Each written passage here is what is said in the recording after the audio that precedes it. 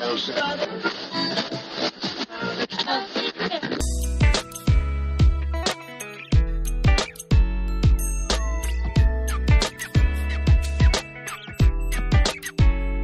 everybody, and welcome to the Pre-Accident Podcast. I am your host, Todd Conklin. How are you? Are you good? Are you doing really well? Is it a super good day?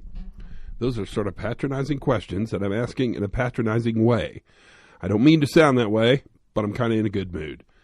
So what's going on? Well, today's podcast I think you're going to find very interesting. I will tell you that today's podcast presented an idea that I had never in a billion years in unlimited amounts of time thought of, or probably never would think of.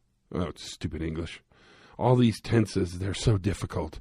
But somebody did and shared it with me, and didn't just share it with me, but showed it to me in context in the midst of an investigation on a relatively significant event, and I was pretty impressed by what came up with that. That's the tease for today. You're going to enjoy that. I think that's going to be kind of fun. I'm trying to think if I have any good airline stories for you. I have kind of a interesting one where it was the last seat in the plane story again, and so the person has to sit by me, but they don't kind of want to because I'm really scary looking and they're really important and they won't fit there. And these two coworkers walking down the aisle together, and the coworker in front of the coworker behind him says, we're going to have to take a middle seat. And the person behind said, well, I'll sit right here. And the guy in front said, I'm sure you could find a smaller person to sit next to. And I turned to those two people and I said, you realize, of course, you're saying that out loud and that people can hear you and that I heard you. And it created kind of an awkward moment. I think my goal was, between you and I, to encourage them to continue looking for other middle seats. Excuse me. That seemed like a really good goal, but it became kind of a teachable moment. And they really dealt with, right there in the airline seat, their sense of class and status and importance and who they were in the midst of all the rest of the traveling public. And it all worked out fine. And the poor person had to sit next to me, but it wasn't a bad trip. And, I was careful with my elbows and everything went really fine. But I've decided in a nice way to coach people into being nice again, because I don't know what's changed, but the last year or so, people seem to be kind of more rude than they used to be. And I don't know if I'm sensitized to it differently. I mean, I don't have a lot of empirical research. I don't have a lot of data. But I've decided you could either sit there and take it, or you could actually, in a very kind way, help them understand in a coaching mechanism that is probably not the best way to make an impression when you're going to ride on a plane for 3 hours with somebody. Just saying. That's all I'm saying. Other than that, man, I can't wait for summer. I can't even wait for it. It can't come fast enough for me because I'm really itching to get the outside TV turned on and get the lazy boy, they're outdoor lazy boys, don't make fun of me, all aligned, and get the fire pit ready and the grill. Well, the grill works all year, but summarize the grill so I can, get it ready for some entertaining and having some good times. I got that all planned out. The weather just is not on the same schedule I am. And maybe you could say, well, maybe you should move someplace where it's warm all the time. Well, that would be nice. But then there's bugs and stuff. I got to have, low humidity, low bugs, nice weather. And I do like the variance of the seasons. I mean, without complaining. So that's kind of where I am. Man, lots of exciting and interesting books are out right now. And it's kind of fun to see all these books around the kind of the new view, the systems reliability stuff. And I'm getting a lot of requests to do author interviews from the actual authors. So I'm going to try to get a couple of those guys on, guys and gals actually on, to talk about the books they're writing. And I think that'll be interesting and fun for us to listen to as well. And the normal stuff, there's a great cast of characters ahead. I'm especially proud of the podcast so far this year. They've certainly been interesting, and there's been really fun people. I got to tell you, all of them challenge me. Some of them actually leave little dents in my brain that I have to process longer and longer. I thought the Chris Hart one a couple weeks ago, that whole idea that data is the fuel and collaboration is the engine, is a really, really interesting and cool way to think about what we do. And it does kind of meet the test of the new view. Instead of treating workers as the problem, you collaborate with workers to actually create the solution. And man, that's a powerful, powerful tool, because they are smarter than we are by a long shot, at least on the processes that we have to work with and interface with often. So that's always good to know as well. And I think you're really going to like today's podcast. I know I teased it a little bit earlier in our conversation before we start the actual pod itself, but I don't know, this Jeremy cat, he's young and experienced and daring and brave and smart, clean and reverent, because I added the last two parts of the Scout law. I got that in there pretty early. He's also he's out there doing the work we do. And to me, the best conversations we have are with people who actually do the work. And what Jeremy did is he took the blue line, black line model, which is, for those of you that don't know the blue line, black line model, it's work as imagined versus work as actually done. And so work as imagined is often coded just as a black straight line. You know, it's an ideal state, perfect procedure, perfect weather, perfect people, perfect training, perfect product, perfect process, no variability. It is a world without friction. It's the perfect world. The blue line often looks like a sine wave and kind of wiggles around the black line. And what the blue line represents is reality. And I talk about this a lot because the interesting thing to me is that the ideal state for work is just that. It's an ideal state. It's not real. It's made up. It's a fantasy. I can't think of other words for it. It's imaginary. That's another word. It doesn't happen that way. And so the only line that really is real is the blue line, because the blue line reflects all the over exposure and underexposure that a worker has to the process, to the task they're about to do in the actual process of doing that work. And the crazy thing about this blue line that wiggles around the black line is that it almost always leads to success. In fact, following the black line without the notion of being able to adapt to variability would certainly lead to failure. So the blue line becomes really interesting because it's the story of how work gets done. It's also, by definition, the story of how failure happens. And you have to be careful not to think about the blue line drift, the drift away, the deviation from sort of the normal as the recipe for failure, because it's not simply the recipe for failure. It does reflect failure, but more importantly, it's the recipe for how workers adaptively handle variability in a complex work environment. That's kind of the blue line, black line story in a nutshell. So we use it all the time. We've been using it forever. I mean forever, like probably 15 years, maybe even longer. And the blue line, black line is sort of become coded words among practitioners of work as imagined versus work as actually done. That's all it is. It's a teaching tool. I've never thought about it as anything other than a teaching tool. And it's not even a very good teaching tool because it's very one-dimensional, because it's usually on a sheet of paper or in a book or on a slide. You know, in reality, if I had a fancy pants projector with lasers and super good sound, I would make it all sort of shoot out in all dimensions, up and down, sideways, back and forth, right? Because it needs to reflect complexity. But, you know, you basically got a sheet of paper or a projector, and so it kind of looks kind of one-dimensional. I have never in a million years thought about using it like a timeline, although it certainly would work. Now, timelines are not my favorite either, because timelines are constructs that happen after the event happens. So the thing you know about timelines, and I've talked to you about it before, is that a timeline only exists after the event. Before the event, the timeline that you're using to accurately reflect what happened and where it happened and who it happened to, It didn't exist. If it existed, I promise you the workers would look at it and say, holy crap, we're really close to the explosion. We better stop at block 6 before we go to block 7, which is near death, right? So we construct that timeline in retrospect, and it becomes really a way for us to process information, to code information on sheets of paper, in investigations, on reports, on audits, and in our head.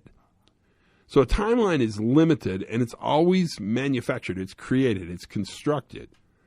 But it's very interesting to take the idea of the blue line, black line, and actually create a timeline that tells you what should have happened. And in fact, the way Jeremy used it, it tells you what happened the way it was supposed to happen.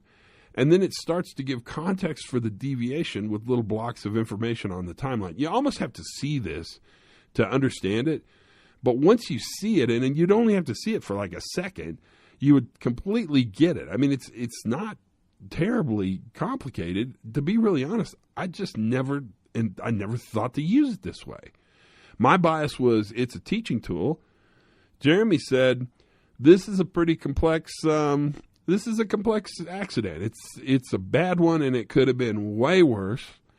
And it's surprising, and that context is important as well.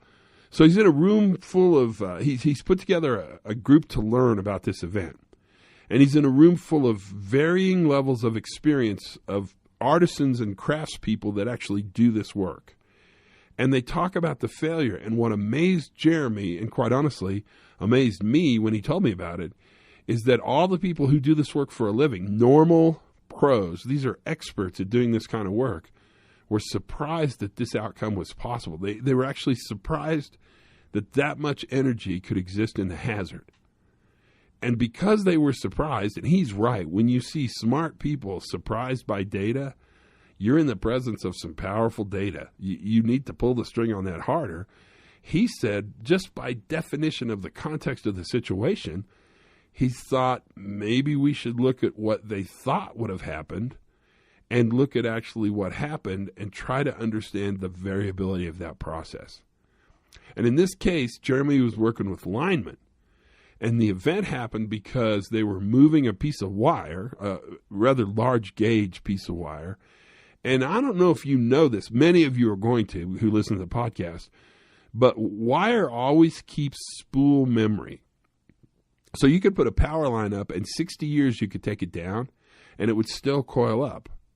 That energy, that spool memory they call it, that never really goes away. And what's amazing is that spool memory is actually energy that is pent up, and when you release it, it must go somewhere. That's physics. Thank you, Isaac Newton. And in this case, when they released it, it struck a worker in a remarkably, remarkably serious way. So that's kind of the context of what's about to happen. Now let's listen to the podcast. So without much further blabbing, because I'm feeling a bit blabby right now, let's take some time and listen to Jeremy Cesena. You're going to like him, and he's going to talk to you about what it is he does to understand the blue line and black line as a part of accident investigation. Oh, okay. I'm Jeremy Cesena. I don't know, what do you want, like the whole introduction? Yeah, this okay. Like we would normally do in the room here? No, give us your background and okay. Why people on the podcast would think you are compelling and interesting, because they're giving up their beautiful drive time to listen I'll to you. sell myself without really selling myself. Some here. people might actually even be in the bathroom while they're listening. Yeah. So you just have to kind of imagine it. So yeah, Jeremy Cesena. I'm an employee here at Pacific Gas and Electric. I've been with the company since 2005. I've been in safety for, let's see, when did I? Well, I started really, my story starts really in the field. I started as a meter reader, believe it or not, here at the company, but really took to safety, became very active in grassroots. From there, my director at the time kind of voluntold me to really kind of take on a full-time role in safety. And so from there, I just continued to just apply myself and learn more and more about what safety professionals do. And from there, I moved into a corporate safety role into a full-time field role. From there, just really started picking up these evaluation skills, being asked to be a part of evaluations for incidents that happened and occurred in the field, working with people who have done this far longer than I have.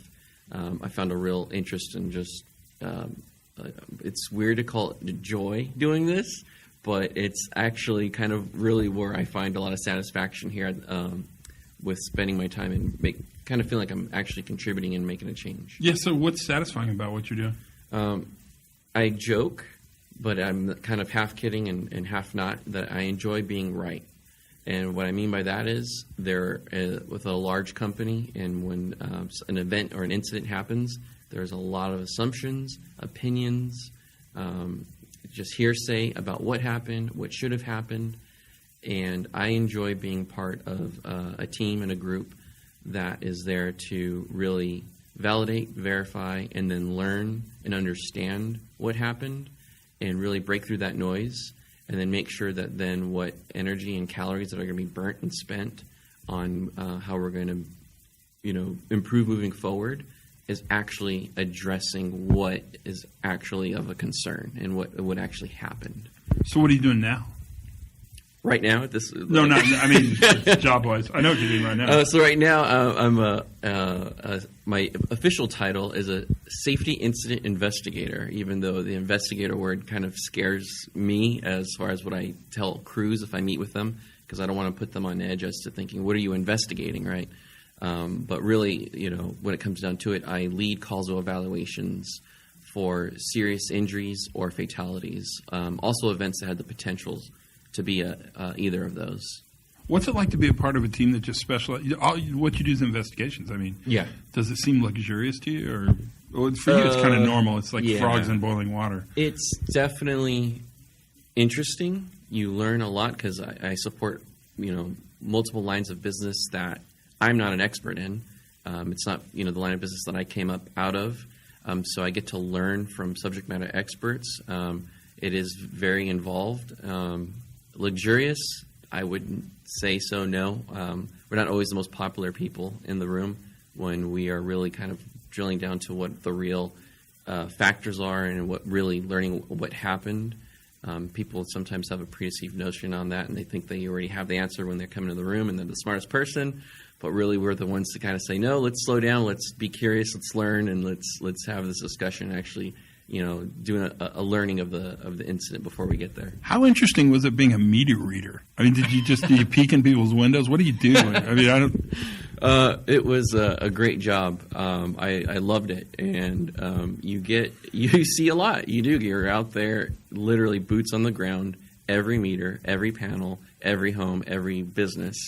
So there's no shortage of stories, and that would be you talk to any meter reader who's done it more than 5 years, and I did it for about 10 years. You could have a whole hour podcast on just stories of just things that you see and come across out in the different areas you read.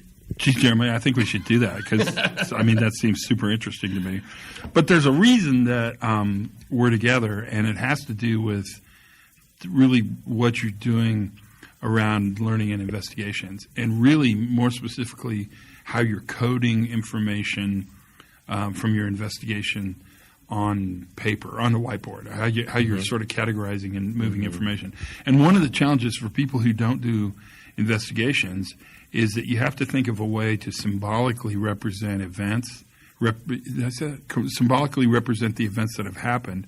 And our tendency is to really kind of fall back onto timelines. And so there are many different kind of timelines we use. And the problem with timelines, before we go too far into this discussion with Jeremy, is that timelines are an artificial construct that are created retrospectively after the event has happened. And so the timeline we construct isn't real. It didn't exist before the consequence took place. It only exists after the consequence. And yet in the same breath, it's vital to how we understand failure and success, really, and how we chart failure and success. And that's kind of where we are, and that's what you're doing. So talk to us about what you've done, because I think it's really quite it's not something I ever thought to do. And so that's why I'm very interested in talking to you. Yeah, and it honestly kind of it almost surprises me to hear you say that you've never thought of it, because really it's based off of your black line, blue line model. It's directly relates to that. It does borrow from a few other things. That HVACs is one that we talked about. A comparative timeline, which is a pretty popular and familiar analysis tool as well. It's kind of a melding of all of those analysis tools that we kind of use, but putting them into one tool. So let me talk a little bit about the black line, blue line model is really a drift and accumulation model. The black line is work as perceived, ideal state. The blue line is work as actually done. And the black line and the blue line are always different. You can look at them like a resonance model, or you can have the blue line drift away. It can go above the line. It can go below the line.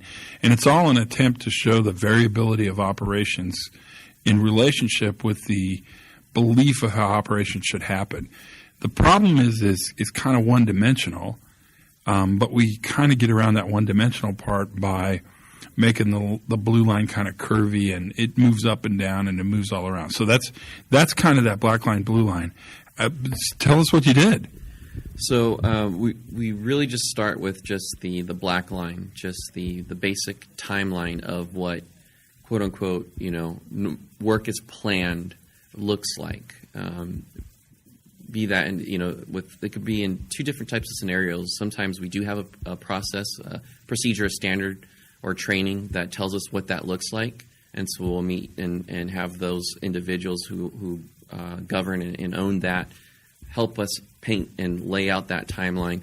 Sometimes, though, there isn't a procedure for the task, and from there we'll just have a group of field employees, experience will bring them in to help us then establish what that work normally looks like. Ultimately, both when they're successful, meaning that they just start to finish, no incident, no safety incident, no error that will cause it to drift from the work being completed in a safe manner, meaning that all employees are able to leave work that day as they came.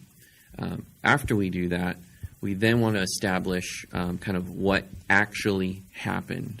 So what actually happened in the incident that we are evaluating and wanting to learn more about how it occurred. So that blue line that curves either what the employee's action either over-exceeded what normal planned work looked like, or sometimes would, quote-unquote, underperform, meaning not really what ideally you would want the employee to do. We'll put that intermingling through that black line. So that way we visually then see throughout the event where they were at, as opposed to the comparatively, right, like a comparative timeline as to what should have been, quote unquote, planned. So let me see if I have this. The black line would be a timeline of what was supposed to happen, and the blue line is a timeline of what actually happened, and it can cross over, interface, wiggle around, if you will.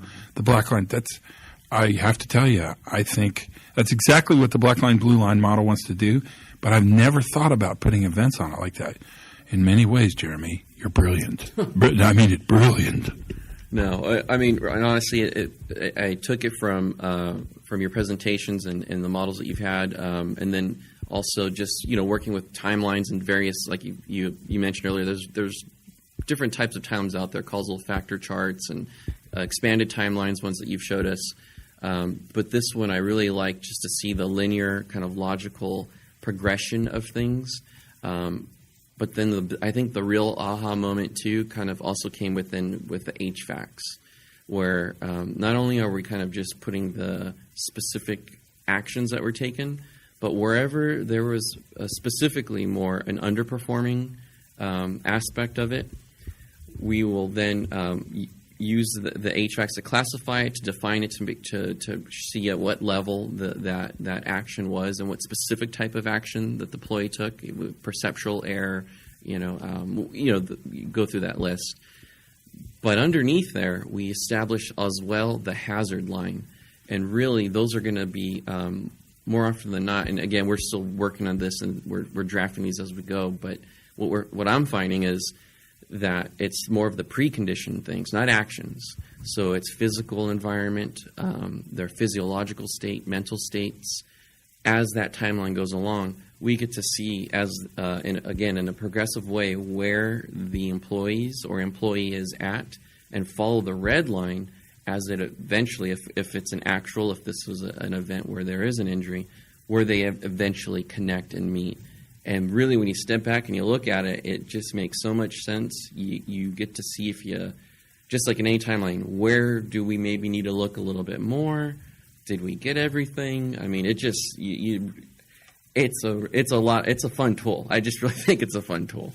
What cautions do you have? Can you do it wrong? I mean, have you had to go back and correct? What have you learned? Maybe that's a better question. Well, the one thing that I learned, I was like, why? One that I just did right now that I'm actually still working on and that I'm drafting. I'm like, why is my blue line not exceeding? I'm like, they've had to do something that exceeded the normal work because these are experienced employees, and more often than not, that's what happens. And then I realized, that's because for the work that they're doing, there is no established standard or procedure. So their black line, their normal work, is always just going to be a straight line. They can't really exceed it per se because they just do what they do. It's ancillary kind of work that they're doing. It's not really, to write a procedure would be overkill, obviously, for what the work that this crew is doing. So that was kind of interesting. I had a little aha moment, like you're not always going to get that over performing. Really, that aside from now, that's kind of the only big one because I felt like maybe I'm doing something wrong. I was like, we should see something go up, but that's kind of the only aha I'm seeing right now. Well, it's interesting because when you're taking this concept and moving it really advancing this idea of drift and accumulation by combining it with HVACs, which, by the way, strikes me as a really effective way to use HVACs. To me, what's going to be interesting, in fact, it's kind of an aha moment for me, is that work that has no standard, work that has no black line, there's no process or procedure for this. It's all adaptive. It's all improvisation because it happens all the time. Or it's skill-based, so they just do it. Well, you're never going to exceed the expectation because the expectation is what the work is. And then then the blue line becomes really this non-linear or wiggly, twisted, bent blue line, and you can still show directions, positive and negative, even in the work they're doing. That's remarkable. Mm-hmm. So how hard has it been to do this? I mean, is it a cautionary tale, or is it a micro-experiment and try one and see what you come up with tale?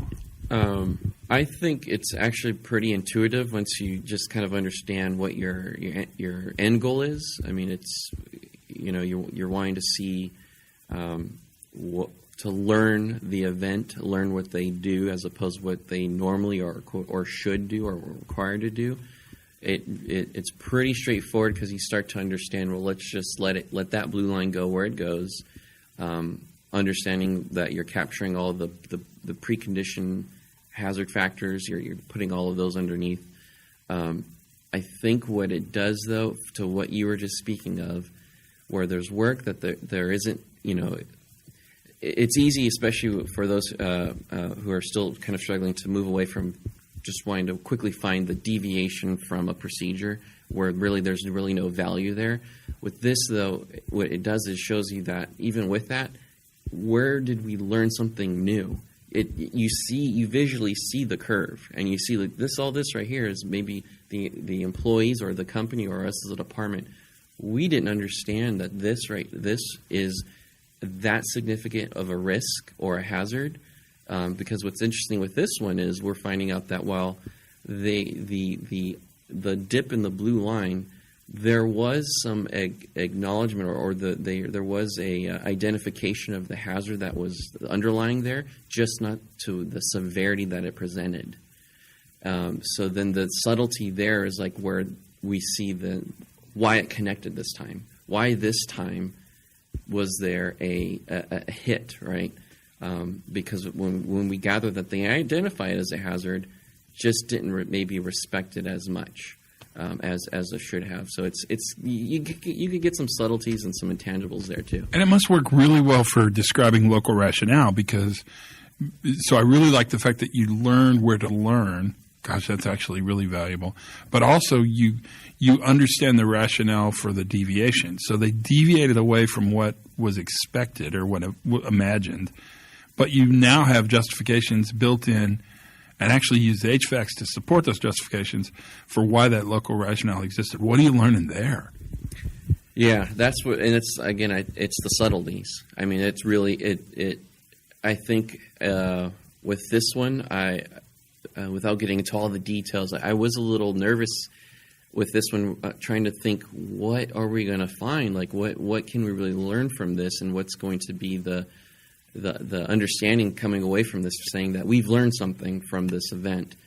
I think without this, it would have been a lot harder to then land on that subtlety. Working with field employees who do the work, who are experts and do this regularly, to help them have them help me and the team establish that blue line, to then stand back afterward. We've gathered that from them, look at it on that analysis chart, and can then kind of see that little, like, oh, this is that little difference in this part of the job where, that made the difference for this event and could make a difference in future events.